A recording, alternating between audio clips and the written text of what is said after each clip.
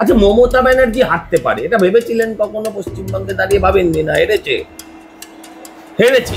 তৃণমূলকে ভোট দেওয়া মানে তামান্নার রক্ত নিজের গায়ে মাখা। তৃণমূলকে ভোট দেওয়ার মানে এই ল কলেজের রেপকে সমর্থন করা। সিপিএম আজ কি?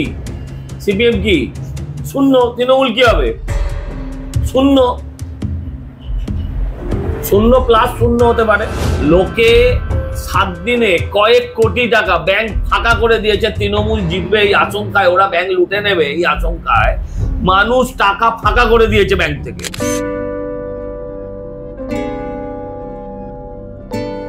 সজলদা, আপনাকে মাধ্যমে স্বাগত। দাদা, আমরা দেখলাম খেজুরি, তারপর গাইঘাটা, যেভাবে সমবায় নির্বাচনগুলো একের পর এক আমরা দেখতে পাচ্ছি, বিজেপি যেভাবে ভোটে জিতছে, এটা ঠিক কিসের লক্ষণ বলে আপনার মনে হয়? 26-এর আপনি সিগন্যাল যেভাবে বলছেন, তারপরে আবার আপনি বলবেন না যেগুলো তৃণমূল জিতছে তার মানে সেগুলো হচ্ছে ওদের 26-এর জয়ের লক্ষ্য। জানবেন যেগুলো আমরা জিতছি সেখানে সমস্ত রকম বাঁদরামি উপেক্ষা করে, সমস্ত রকম সন্ত্রাস উপেক্ষা করে জিতছি। আর যেখানে আমরা জিতছি না, আমার এক্ষুনি মনে পড়ছে না কাঁথির আশেপাশের কোনো একটি সমবায় আমরা জিততে পারিনি। হ্যাঁ, লোকে 7 দিনে কয়েক কোটি টাকা ব্যাংক ফাঁকা করে দিয়েছে। তৃণমূল জিতবে এই আশঙ্কায়, ওরা ব্যাংক লুটে নেবে এই আশঙ্কায় মানুষ টাকা ফাঁকা করে দিয়েছে ব্যাংক থেকে। লাইন দিয়ে লোকে টাকা উইথড্র করে নিয়েছে। আপনি ভাবুন, জিতেও শান্তি নেই, ওই যে টাকাটা ভোগ করবো তারও উপায় নেই।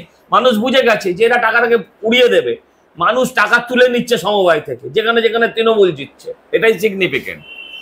যদি মানুষের ভরসা থাকতো তাহলে তৃণমূল জিততো, টাকাও তুলতো না। কোথাও দেখছি একেবারে তৃণমূল শূন্য। তো তাই দেওয়া উচিত। সিপিএম আজ কি? সিপিএম কি? শূন্য। তৃণমূল কি হবে? শূন্য। শূন্য প্লাস শূন্য হতে পারে। আমরা দেখতে পেলাম গাইঘাটাতে যে সমবায় নির্বাচন হলো, সেখানে বিজেপি জিতেছে, প্রায় 12-0 ব্যবধানে বিজেপি জিতেছে। আমি আবারও বলছি, ছোট যখন আমরা ছিলাম, যখন কলেজে রাজনীতি করতাম, তখন প্রচুর অত্যাচার হতো সিপিএম এর। অত্যাচারিত হতাম, জেলে ভোট ধরে নিয়ে যেত, জেল কাটতে হতো। তো তখন কখনো কখনো মানসিক অবসাদে ভাবতাম যে আমরা কি এই রাজ্যে বিরোধীদের সরকার, মানে বিরোধী মানে তখন কংগ্রেস, কংগ্রেসের সরকার কখনো দেখতে পাবো? কিন্তু কোনোদিন স্বপ্নেও ভাবিনি যে এই জীবনে তৃণমূল শূন্য, ওই সিপিএম শূন্য পশ্চিমবঙ্গ দেখব। সিপিএম শূন্যর সঙ্গে সঙ্গে কংগ্রেসও শূন্য হয়ে যাবে, সেটাও ভাবিনি। কিন্তু তৃণমূল যে শূন্য হবে এটা আমরা সবাই বুঝতে পেরেছি। যেদিন তৃণমূল হারবে অথবা যেদিন মমতা ব্যানার্জি সরবে, 15 মিনিট লাগবে না, মমতা ব্যানার্জি যে কোনো কারণেই হোক, স্বাভাবিক নিয়মে হোক, যে কোনো কারণে হোক, তৃণমূল থেকে যদি এখনো মুখ ঘোরায়, 15 মিনিট লাগবে না, শূন্য হয়ে যাবে পশ্চিমবঙ্গে। হ্যাঁ, পুরো ভ্যানিশিং ক্রিমের মতন গায়েব হয়ে যাবে। তো এটাই হবে, এটাই হওয়ার কথা, শূন্যই হওয়ার কথা। আচ্ছা, কে ভোট দেবে বলুন তো তৃণমূলকে? কোথাও তৃণমূলকে ভোট দেওয়া মানে তামান্নার রক্ত নিজের গায়ে মাখা। তৃণমূলকে ভোট দেওয়ার মানে এই ল কলেজের রেপকে সমর্থন করা। তৃণমূলকে ভোট দেওয়া মানে অভয়ার রেপ অ্যান্ড মার্ডারকে সমর্থন করা। তৃণমূল যদি জিতে যায় তাহলে অভয়ার অপরাধীকেও ছেড়ে দেওয়া উচিত, কারণ বোঝা যাবে যে মানুষ ওটাই সমর্থন করছে। তো কে ভোট দেবে এদেরকে? 26,000 চাকরি চুরিকে সমর্থন দেওয়া। গত 10 বছর ধরে এই সমবায় কিন্তু তৃণমূলের হাতে ছিল।